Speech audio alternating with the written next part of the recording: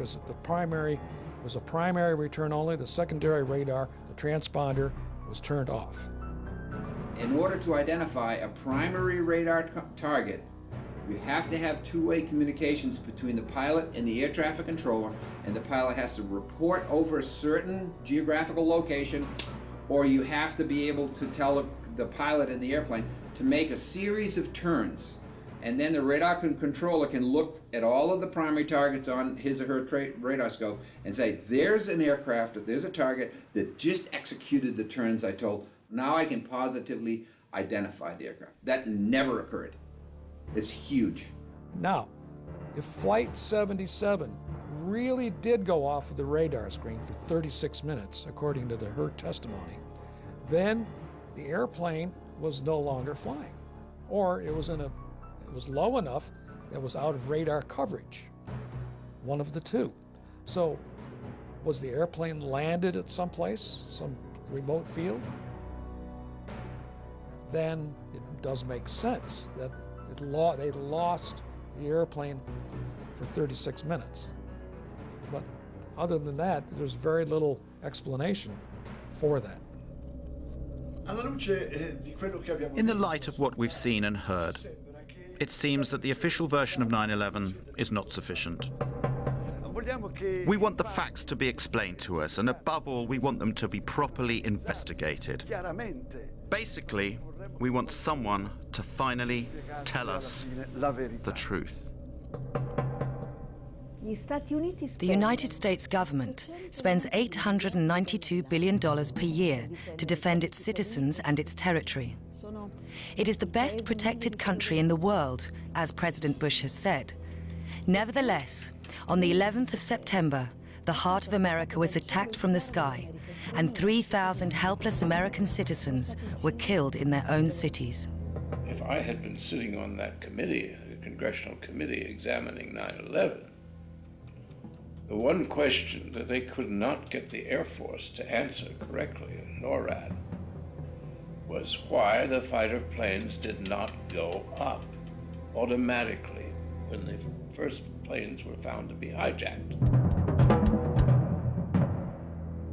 Anytime an airliner goes off course or loses radio communication or loses its transponder signal, anytime any one of those three things happen, the aircraft is supposed to be intercepted. On 9/11, all three of those things happened, and still there was no intercept.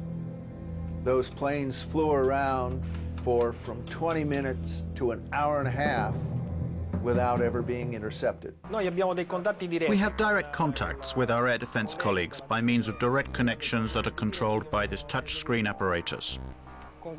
By pressing just one key here, the call is sent, to which the operator of the defense, in this case, answers directly. In the time it takes to answer the telephone call, around 2 to 3 seconds, the information can be already exchanged.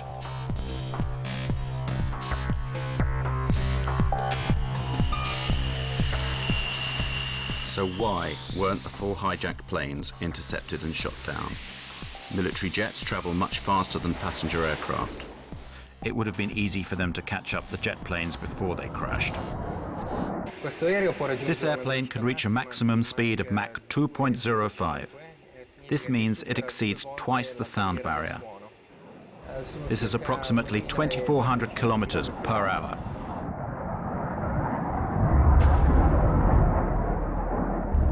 In the northeast of the United States, there are as many as 16 Air Force bases. Why weren't the Boeing jets intercepted? The official story argues that air defense was informed too late. One of the biggest lies is that the FAA guys were incompetent. When we lose an airplane, we take action. We do not sit, we do not delay, we go to protocol. Boom, boom, boom, boom, boom. When the air traffic controllers first saw American 11 start to lose its radio, lose its transponder, go off course, and all of these bad things that are going on, They did not take a coffee break. 67 times in that year, 2001 up till September, there had been air emergencies. They can get a plane up in from 6 to 10 minutes and scramble it, and 67 times that year in air emergencies. But there was not an instance where an air emergency went ignored for long periods of time until 9/11. A lot of people down the road say, well, the president had to give authority to shoot aircraft down and stuff like that. That is not true. An interceptor pilot has the responsibility and the authority on his or her own to shoot down an airplane if they think the situation calls for it, and this is how it would be. You don't have to wait for a military command. You don't have to wait for orders of any kind. That's not an option. That's the law. It's inherent in being a fighter pilot. You know that's what you have to do, unless somebody has told you to stand down. Before 1970, we had one form of scrambling aircraft, and it was immediate, bang, bang, bang. Then in the 1970s, we had some hijackings come into our civil airspace, and that wasn't a quick response. What we did in that is we didn't want the hijackers to know that we were there. So we didn't rush the fighters off the ground, and we kind of snuck them up behind the aircraft. So we put a second protocol in, and the reason that the hijacking protocol is slow is because you had to get Pentagon approval before you could release your fighters. Those two type of protocols lasted until June 1st, 2001, 3 months before 9/11. In June of 2001, Rumsfeld and the Pentagon and the military changed the procedures, and instead of having two protocols, one fast, one slow, they went to one protocol, slow. If we had reacted to the in-flight emergency immediately, the fighters would have been up and on the way, and those aircraft would never, ever have reached their targets. But when the center controllers came to notifying the military, okay, because they had only one protocol to work with, that protocol went through the Pentagon. Guess what? Guess who didn't answer the phone? Sorry, it was the Pentagon. Here's an analogy that I can give that would help out the common person here. What Rumsfeld did is the fire call comes into the fire station, but before the fire truck gets a chance to leave, it has to call the mayor of the city to get approval for that departure. And what if the mayor is out for breakfast or he's sleeping late and he doesn't answer the phone? Look carefully at this footage, shot just a few minutes after the attack on the Pentagon. Notice the man that is helping to carry a casualty. It is the Secretary of Defense, Donald Rumsfeld. What is he doing here when, as head of the defense of the whole nation, and whilst the United States is still under attack, he is helping tend to the wounded? Why is he not at his command post?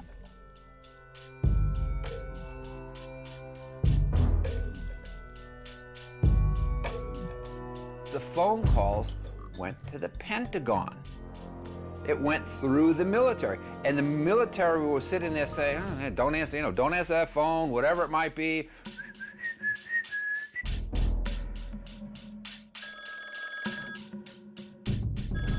Now, how would you like your fire department to sit there and say, well, I'm sorry, we can't come and put your house out and save your lives because the mayor didn't say so? And on 9/12, they changed the protocols again back to the first protocol, which was the fast scrambles, and that's what it is today. So the way that Rumsfeld's Pentagon managed this whole thing is they switched gears, okay? They switched out of having two fast and slow into slow, okay? And then they said, oh, we're bad, 9/12, let's go fast again. When the United States was attacked without warning at Pearl Harbor, after 8 inquiries, General Walter Short, commander of the Army for the Defense of Hawaii, and Admiral Husband Kimmel, commander-in-chief of the Pacific Fleet, were both charged with negligence and summarily dismissed. But after the 9/11 catastrophe, nobody, neither the Secretary of Defense Rumsfeld, nor the head of civil aviation, nor that of air defense, was either punished or removed from office. On September 10th, Brigadier General W. Montague Winfield asked Junior Officer Captain Charles Leidig to temporarily replace him as Director of Operations at the Pentagon Command Center from 8:30 a.m. on September 11th. Later that day, after Flight 93 was reported crashed, Winfield resumed control.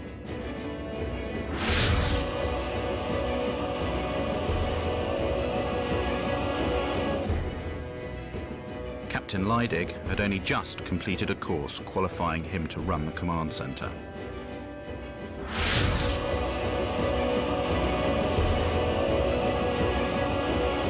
On September the 11th, Brigadier General David F. Worley Jr. was commander of the Andrews Air Force Base, the nearest one to the Pentagon.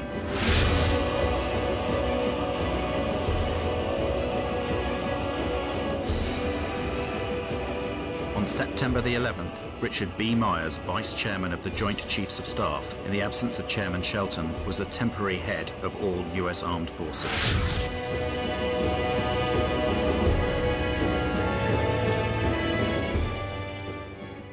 On the 14th of September, after only 3 days of investigations, the FBI announces it knows everything about the hijackers of the flights. We have, in the last 24 hours, taken the manifests and used those as an evidentiary base, and have talked to many of the families of the victims, and have successfully, I believe, identified many of the hijackers on each of the 4 flights that went down. Let's look at the Lockerbie case. It took 2 years to bring indictments in that case.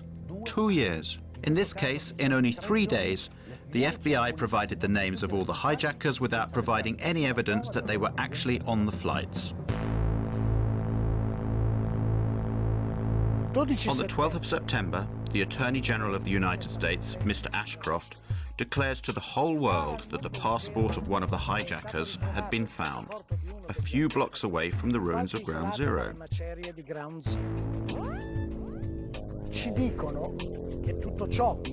Even though they had said that everything inside the towers had been burnt up or had been reduced to a fine dust. So, the steel was molten, but paper survived?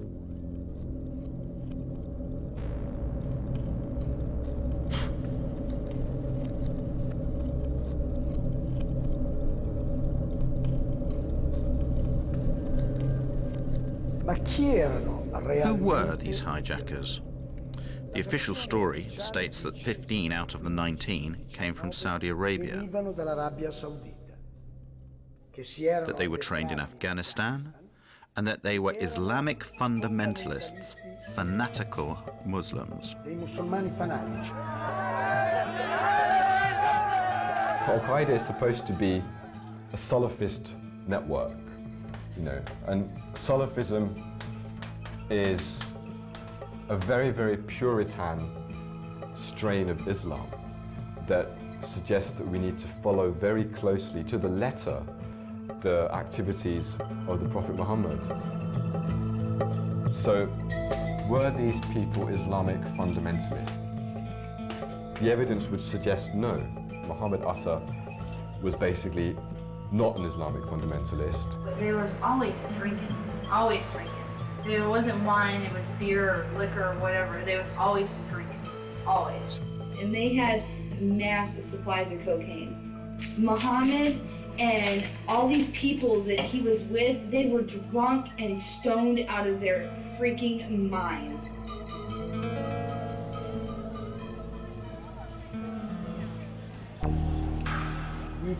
The identikits of the hijackers supplied by the FBI are truly bizarre. Each identikit corresponds to a number of persons. These persons are very different. They have different attitudes and different biographies. They live in different places, sometimes at the same moment. When you speak of Muhammad Atta, what Muhammad Atta? Is it the Mohammed Atta who was in Hamburg, Germany, being run by German intelligence? Is it that Mohammed Atta? Is it the Mohammed Atta who appears in Venice, Florida, which is a major locus for the National Security Agency, who's supposedly training at a little flight school for a little single and dual engine Cessna aircraft, and who's rooming with a man named Charlie Voss, who was a CIA pilot who ran guns into Nicaragua and cocaine out for the Central Intelligence Agency? Is it that Mohammed Atta? Is it the Mohammed Atta who spoke to his father on the 12th of September, as Newsweek reported, in an interview with his father in Cairo? Is it that Mohammed Atta? Is it the Mohammed Atta who appears in a bar called Shuckham's Bar in Hollywood, Florida, doing lines of cocaine and drunk on Stolichnaya vodka, and who, when asked to pay his bill, says, "I work for United States Airlines. You think I can't pay my bill?" And then he says, "Fuck God." This is not the behavior of an Islamic fanatic who is about to commit a suicide martyrdom operation. Prima che l'Atta che risiede ad Amburgo in Germania, According to the official version, before Atta, who lived in Hamburg, Germany, moved to the United States, his American namesake was visiting an office of the Department of Agriculture, where he spoke to an employee to request a loan of $650,000. With this loan, he wanted to rent a small aeroplane and attach a large tank of chemicals to it. Upon the refusal of the woman to give him the loan, he began to threaten her, saying he would cut her throat. Then he told her he was an American Airlines pilot. He threw a bundle of banknotes onto the desk and asked for information about the security systems of the Twin Towers. He even tried to buy a poster of the Pentagon that was on the wall of the office. And then he finally went away. Well now, is this the typical behavior of a member of a secret sleeper cell? Isn't it more like the behavior of someone who is trying to be remembered? This is not the behavior of an Islamic fanatic who is about to commit a suicide martyrdom. Secondo la versione ufficiale, the official version states that Al-Omari and Atta leave Florida heading for Boston. This is according to plan, since that is where the two aeroplanes due to be hijacked will depart. But they don't stop when they get to Boston, they continue to Maine. It is the afternoon of September the 10th. The next day will be the most important day in the two men's lives, a day on which they cannot make any mistakes. But what do? They go on a trip to Portland. They spend the night there and they attract attention to themselves with their noisy revelry. They also pay with credit cards in their names. They do everything they can to leave traces of their presence there. Next morning at 6 a.m., they fly from Maine to Boston. The plane that they are going to hijack takes off only half an hour after their flight lands. This is a very tight time window, potentially putting the whole plan in jeopardy. The circumstances surrounding the departure from Portland to Boston is very important, both in terms of the investigation and in shaping public opinion. It is there that the airport's CCTV cameras record the video in which we see the faces of Atta and Al-Omari. This video has been shown hundreds of times on television as evidence of the two terrorists boarding the aeroplane they are about to hijack. It's not true. That video shows them embarking at Portland. There is no evidence of the presence of these hijackers. It is simply something that the FBI tells us, without any proof. There is no proof. There is no way to prove the presence of any one of these patsies, these scapegoats on the planes. None at all.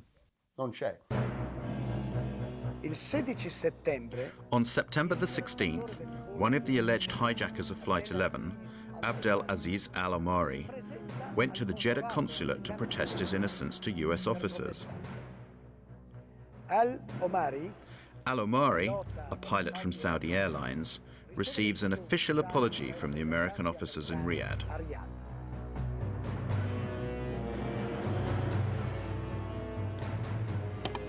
il 22 settembre, Then, on the 22nd of September, Walid al-Shahiri announces he is still alive. He too is supposed to have hijacked Flight 11. From his house in Casablanca, Morocco, the impertinent al-Shahiri declares his innocence. The following day, the 23rd of September, the Daily Telegraph publishes the protestations of innocence of Saeed al-Ghamdi and Ahmed al-Nami, both of them still alive and well, and pilots for Saudi Arabian Airlines.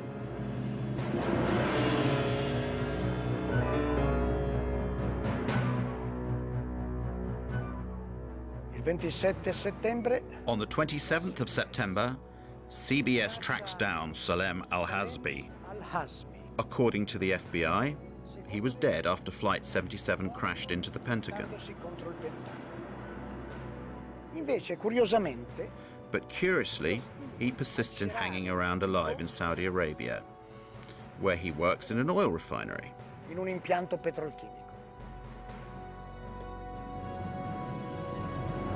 I nomi di Have the Al-Omari names of Al-Omari, Al-Shahiri, Al-Ghamdi, Al-Nami, and Al-Hazbi depennati been deleted from the list of the hijackers, with many apologies? No. No. 6 years later, these 19 people are accused as being the sole perpetrators of the terror attack. dell'attentato.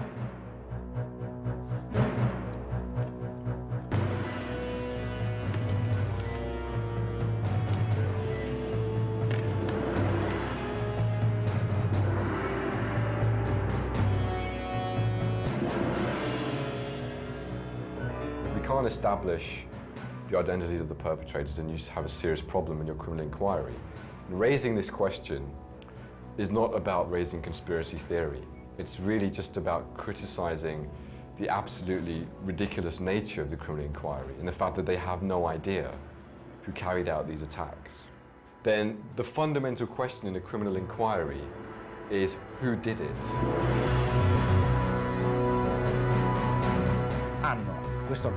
They have this evil organization. They have the leader of this evil organization, bin Laden. They have a secret network in the caves of Afghanistan. It could be the screenplay of a James Bond movie.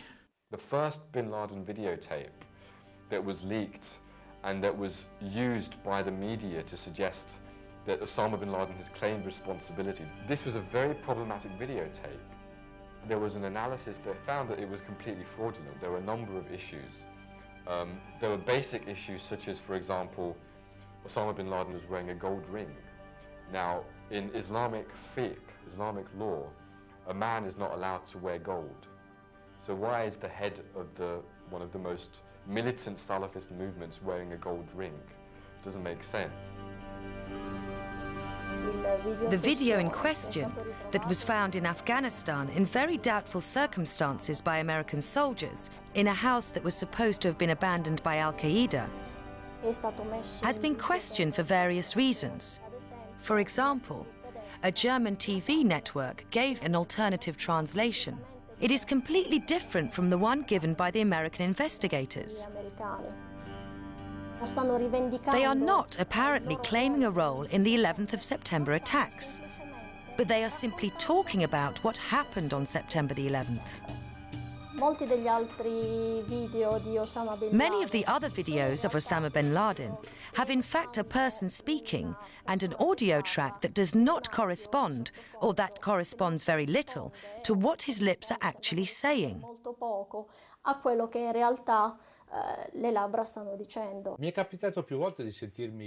People often ask me, how can you doubt the official version if Osama bin Laden himself appeared several times on television to say, I did it?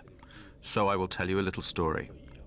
However, I can only tell you this story as I am unable to show you anything, we cannot show the images we do have because the owners of this material refuse permission for you to see them. In the summer of 2005, the Commission of the European Parliament for Security and Defence, of which I am a member, was invited to a special screening created by the Washington Center for Strategic Studies. We were asked to watch a film which depicted what would happen in Europe if Brussels was hit by a nuclear bomb. 50,000 deaths, 100,000 injured. The reactions of various European governments. Suddenly, footage of Osama bin Laden claiming responsibility for a nuclear attack on NATO headquarters comes on screen. All members of the parliament, myself included, were rendered speechless. American experts from the Center for Strategic Studies were on hand to explain the action on screen. Then a parliamentarian finally said, "Today, we were shown a convincing demonstration of how Osama bin Laden's image can be completely manipulated." Many to birthplace of bin Laden's terrorist organization, Al-Qaeda. All the Osamas we have seen over the years may never have existed, just as a nuclear attack on NATO headquarters in Brussels has never taken place. Now they're denying us use of these images. No matter, we will go on without them. But people, have a look yourselves.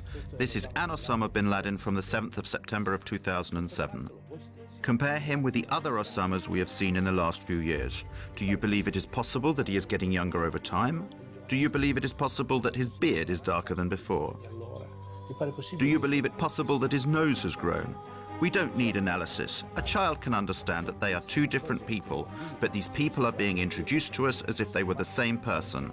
And this story has been told to us now for over 6 years.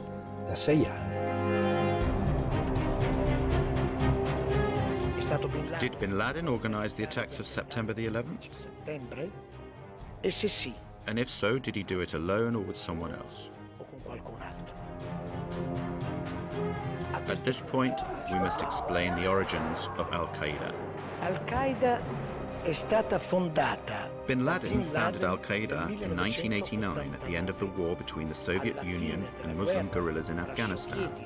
E guerriglieri islamici in Afghanistan. It was after that war and not for that war. So who or what were all those Muslim guerrillas supposed to fight? What did Al-Qaeda mean at that time? And this is very interesting. We'd have to go to Robin Cook, the late Foreign Secretary. In the Guardian article, he confirmed that Al-Qaeda was a term that was invented by the CIA, and it had been invented to designate a database of mujahideen that were recruited and trained by the CIA. And he's right, because the Arabic word for database, you just have to add this word. It's Al-Qaeda Ma'lumat. Al-Qaeda means the base, and Ma'lumat means data. Together it means database. Al-Qaeda is fake. Al-Qaeda is not an organization. Al-Qaeda is only a label. There is no organization like Al-Qaeda. Al-Qaeda is a list of participants in the Afghanistan war of the 80s. Al-Qaeda is nothing. It is only a puppet blown up by the Western propaganda to show the public the big evil.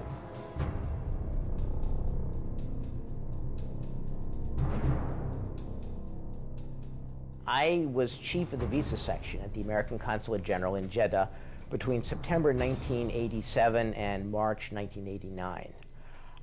During my period there, I was involved in what turned out to be a Visas for Terrorists program with people coming to the consulate recruited by the Central Intelligence Agency and its asset Osama bin Laden and sent to America, either for instruction in how to be good terrorists, or for rewards, or for debriefings on what they've been doing in Afghanistan.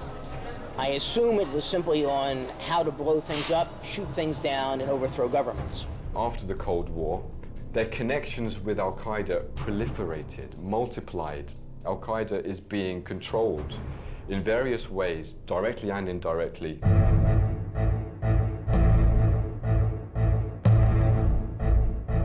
Systematically, Al-Qaeda has been used in various theaters of conflict. So from 1992 to 95, you look at the Bosnian conflict. I believe that the American government was working with various Arab and Muslim organizations, whether it was Al-Qaeda or whether it was people that became Al-Qaeda, to be trained, to be armed, and to be sent to the Balkans to overthrow Slobodan Milosevic and anybody allied with him. That kind of policy continued in the Balkans all the way up to post-2001.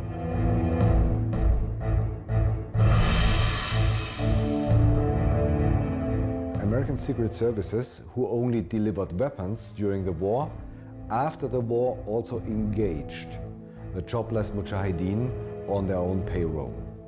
That is a proven fact. There are a lot of testimonies of Mujahideen before German courts. They were hired by subcontractors of the Pentagon, namely the private contractor MPRI, Military Professional Resources Incorporated.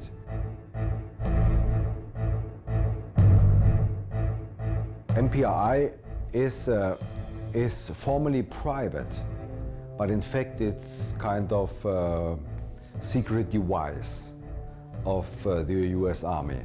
They have more 4-star general under contract than the Pentagon itself. If the Pentagon wants to do some dirty job and thinks they cannot get the money and they cannot get the approval of the US Congress, they give the job to this private company. At the beginning of summer 1999, MPRI brought this Bosnian Mujahideen back to the Balkans, especially into Kosovo, to help the Kosovo terrorist army KLA. They engaged them, they paid them monthly. A lot of Bosnian Mujahideen were involved in the big terrorist attacks of the last 5 years. So, speaking about 9/11, 5 of 7 Arabs in the center of the 9/11 plot were former Mujahideen fighters in Bosnia. 5 of 7. Nobody speaks about it. What is required for you to get a visa approved to enter the United States? The type of information you have to supply is extremely detailed. But a high-ranking official in the US consulate of Jeddah, Michael Springman, revealed the fact that in that office, many CIA agents were working undercover and that the office was issuing too many visas far too easily to some very suspicious people. I was told by a really good contact, a businessman outside the American consulate, that if I had sent one word to the State Department inspection team investigating what was going on in the consulate, I would be fired summarily. Well, that office in Jeddah issued many of the 15 visas that were used by the hijackers to enter the United States. None of the 15 applications conformed to US visa regulations. For example, under the heading Destination, many of them wrote Hotel, New York or California, and in one case, just no. And so, it was common practice to help the terrorists of Al-Qaeda to enter the United States. They came to be trained, and this went on for years and years. The same thing happened with the hijackers of September the 11th. The terrorists, 6 of the terrorists, including Mohammed Atta, trained at U.S. military facilities, okay? Mohammed Atta went to International Officers School at Maxwell Air Force Base. Maxwell Air Force Base in Alabama, Brooks Air Force Base in Texas. Their contact address, the Pensacola Naval Station in Florida, the Defense Language Institute of the Defense Intelligence Agency in Monterey, California. The hands of intelligence They're all over these people. So, to sum up, the main hijackers trained and fought in ex-Yugoslavia where they were paid by a company of mercenaries that was connected to the Pentagon. Thanks to the CIA, they got entry visas to the United States. Once they were in America, they did everything they could to be recognized and to attract attention to themselves since they were sure of their impunity. They trained in American military bases and went to flight schools, although they didn't learn to fly.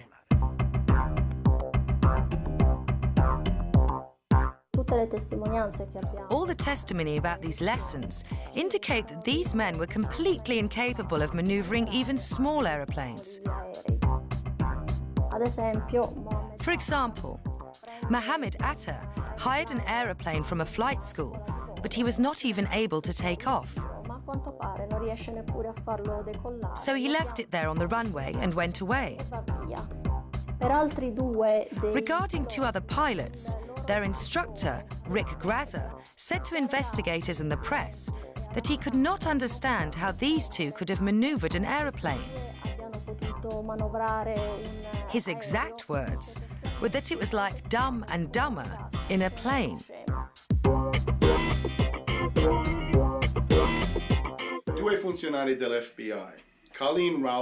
Two FBI agents, Colleen Rowley in Minneapolis in the state of Minnesota, and another who was in Phoenix in Arizona, sent messages to the FBI's headquarters in Washington, saying, more or less, watch out. There are many Arabs here who have enrolled in flight schools. The first person in the flight school that called the FBI took a big risk, because at the time what he was doing was reporting about a customer, a paying customer. And those flight schools depended upon, to a certain extent, foreign pilots. And so now he's reporting about a paying customer. You know, this person is very suspicious. A list of facts that pointed to Moussaoui being a terrorist.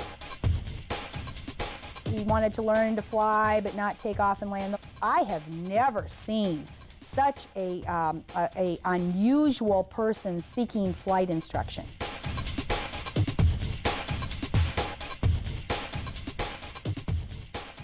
Colleen Rowley immediately informed her superiors in Washington, but nothing happened. Their investigations were obstructed. Were no warning signs that I'm aware of that would indicate this type of operation in the country. I wrote a memo in May of 2002, 12, 13-page memo, is the Joint Intelligence Committee report. And both of those were, I hope, you know, basically what my memo did was expose that this was not true, that 9/11 could not have been prevented. The FBI's acting director, a guy by the name of Picard, during the summer of 9/11, he attempted to brief Attorney General Ashcroft about terrorism a couple of times. And the first time, Ashcroft showed little interest in terrorism. In fact, Ashcroft ended up ranking terrorism as his lowest priority in August of 2001. At one point, Picard was told by Ashcroft, "I don't want to hear any more about terrorism."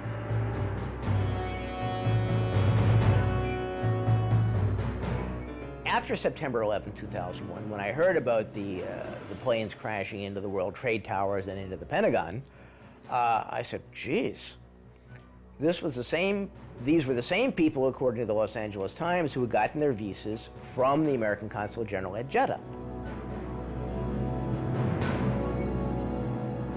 I called the Federal Bureau of Investigation and tell them essentially the basics of the Visas for Terrorists program. I did this, I called and I called and I called. I was passed from one office of the FBI to another and ended up at the Washington field office, and someone there said, "We'll get back to you." Well, 6 years later, I'm still waiting.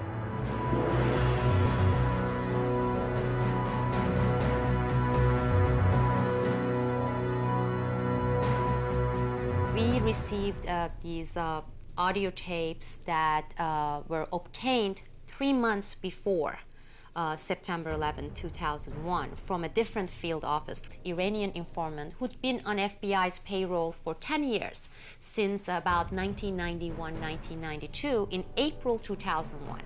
And in April 2001, this informant told the FBI that on a separate issue, he had obtained information about Al-Qaeda, bin Laden, issuing an attack in the United States that would involve 5 major cities, and it will involve airplanes, and that the attack was going to take place within the next few months.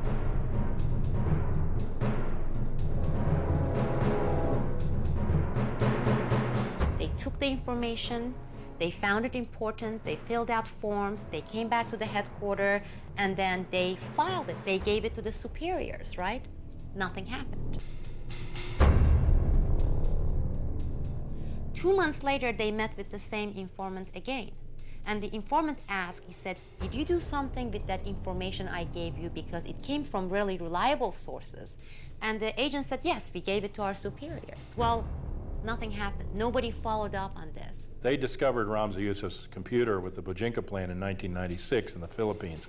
It talked about taking hijacked planes and running them into the Pentagon, the White House, the Capitol, the CIA headquarters, and the Twin Towers. The Pentagon staged an exercise a year before, in October of 2000, at the site with the Arlington County Fire Department to simulate a plane running into the Pentagon and how the fire responders would get there and what they would do. So this was not outside the box or, you know, out in the blue. They not only expected it, they prepared for it.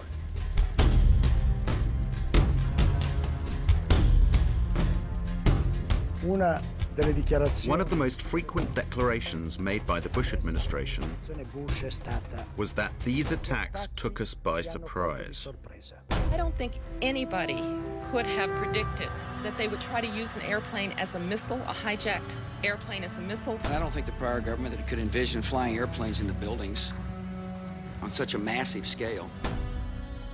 Secondo USA Today, dal 1999, according to USA Today, in 1999, the American Air Force conducted special exercises 4 times per year in which the hijacking of civil aeroplanes by terrorists was simulated.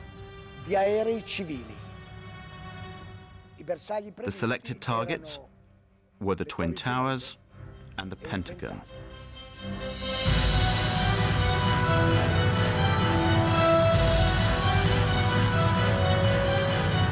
I don't think anybody could have the prior government that could envision flying airplanes into buildings. Could have predicted. And I don't think the prior government that could envision flying airplanes into buildings.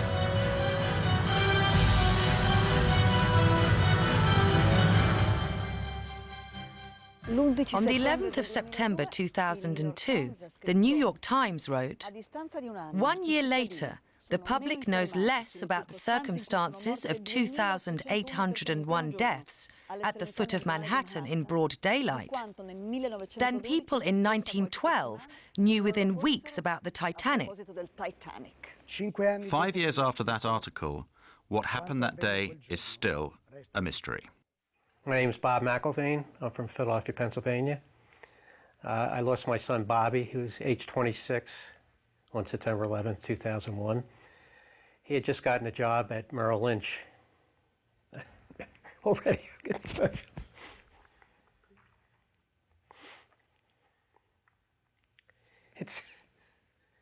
It always hits you blind. And don't worry, I'll get over it. But I mean, anytime you just mention that day, it's like the pain just comes shooting up. And of course, when you keep doing this, it's just, you think it gets better, but it just never gets better. The conclusions that the 9/11 Commission came to have been very disappointing. A lot of evidence has been ignored. Many witnesses were not called to testify. The final report glosses over a great many key issues. A few days before 9/11, Mohammed Atta received a huge sum of money about $100,000, money which was delivered by a Pakistani Secret Service officer. And the big scandal is that the 9/11 Commission of the US Congress never interrogated this man and never tried to bring light into the story of this 100,000. While everybody was doing testimony televised to the whole nation, mine was behind closed door. Now, why would they want that behind closed door? That didn't make any sense. Anyway, I told them exactly the same argument that we have here, that we heard explosions, that people were burned prior the building getting hit by the plane, that these people were alive and they were available to be interrogated. And wow, what a surprise. The final report comes out. They didn't even mention my name, doesn't appear anywhere. They didn't call, not even once, any of the witnesses that we gave them. So you have 17 firefighters, you have 22 survivors, and they didn't call not even one of them. Specifically me as a parent, I have an obligation to find out who murdered my son. The commission gave me nothing. 9/11 Commission was not an investigation. Remember, the entire bin Laden family was on one of the planes later. They'd been collected from all over the United States, and they were whisked out of the country with the speed of light while the Pentagon was still burning. So they asked Mueller, who authorized these people to leave the country? Well, someone in the State Department. Well, can you tell us who? He said, well, I don't recall. I don't recall. Another instance, General Myers, this is later on in the commission. They asked about Moussaoui. Do you recall getting any information concerning Moussaoui? His answer was, I don't recall. I don't recall. I don't recall. Ashcroft, Attorney General. Picard was the FBI head during the summer. He had testified that they had all these warnings, 71 different warnings about something happening this summer. And Ashcroft sat there and lied. He said, I didn't know these things. I didn't know these warnings. We were paying attention to terrorism. No warning signs that I'm aware of. Anybody And I don't think the could prior have government could predicted. envision flying airplanes into buildings. These people lied, and our government protected them. It was obvious they were lying. These people that people were testifying should have gone. Mueller should be in jail. Ashcroft should be in jail. Condoleezza Rice should be in jail. I don't think anybody warning signs could I'm have aware of. predicted that they would try to use airplanes into buildings. Punish. Osama bin Laden is the world's most And punish those responsible. They have this evil organization. They have the leader, bin Laden. Punish, dead or alive. They have a secret network in the caves of Afghanistan. Tonight, the United States of America makes the following demands on the Taliban. Deliver to United States authorities all the leaders of al-Qaeda who hide in your land.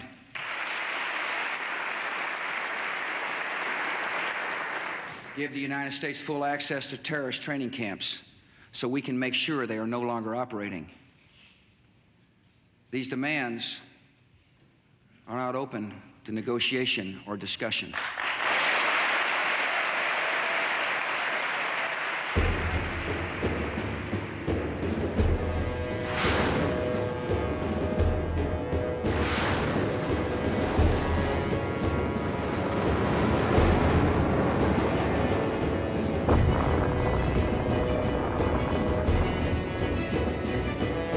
Obviously, they will never catch bin Laden, because then everybody will think the war on terror is over.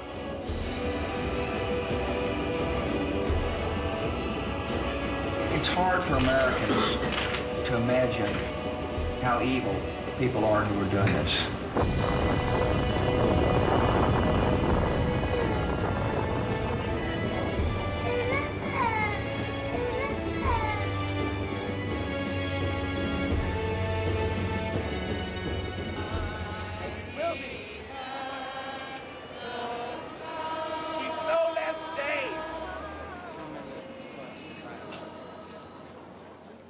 I'm not a conspiracy theorist.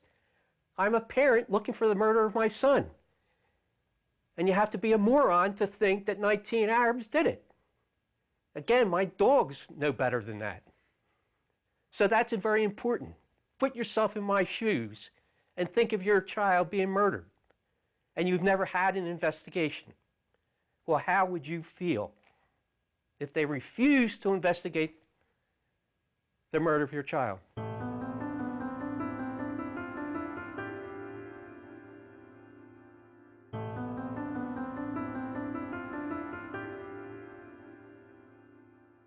Sono stato a casa fino alle 3 di mattina. I was at home until 3 in the morning. Then I got up because I couldn't sleep. I went back there, down there, to try to find someone. Could a fireman or a policeman still be trapped down there? I wanted to find him, even if he was... or a person who worked there, only to give myself a bit of satisfaction.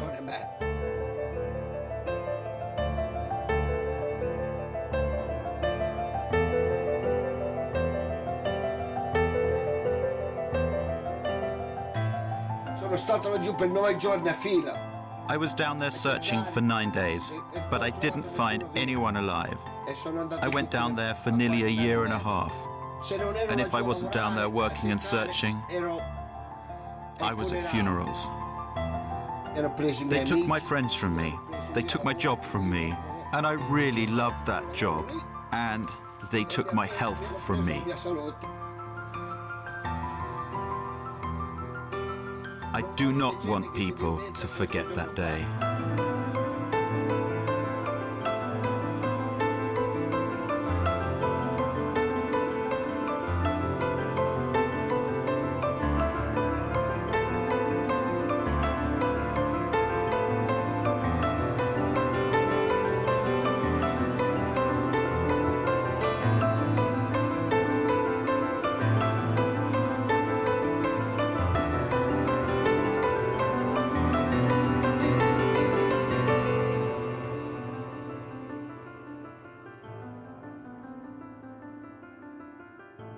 And the story has to be told. Problem with Americans, it's like a big iceberg.